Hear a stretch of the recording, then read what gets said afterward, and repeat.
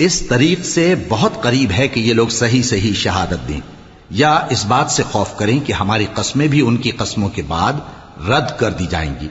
اور اللہ سے ڈرو اور اس کے احکام کو توجہ سے سنو، اور اللہ نافرمان لوگوں کو ہدایت نہیں دیتا۔ وہ دن یاد رکھنے کے لائق ہے جس دن اللہ پیغمبروں کو جمع کرے گا، پھر ان سے پوچھے گا کہ تمہیں کیا جواب ملا تھا۔ وہ عرض کریں گے کہ ہمیں کچھ معلوم نہیں، تو ہی غیب کی باتوں سے واقف ہے۔ جب اللہ عیسیٰ سے فرمائے گا کہ اے عیسیٰ ابن مریم، میرے ان احسانوں کو یاد کرو جو میں نے تم پر اور تمہاری والدہ پر کیے، جب میں نے روح القدس یعنی جبرائیل سے تمہاری مدد کی، تم گود میں اور جوان ہو کر بھی ایک ہی نسق پر لوگوں سے گفتگو کرتے تھے، اور جب میں نے تم کو کتاب اور دانائی اور تورات اور انجیل سکھائی، اور جب تم میرے حکم سے مٹی کے پرندے کی شکل بناتے پھر اس میں پھونک مار دیتے تھے تو وہ میرے حکم سے سچ مچ کا پرندہ بن جاتا تھا۔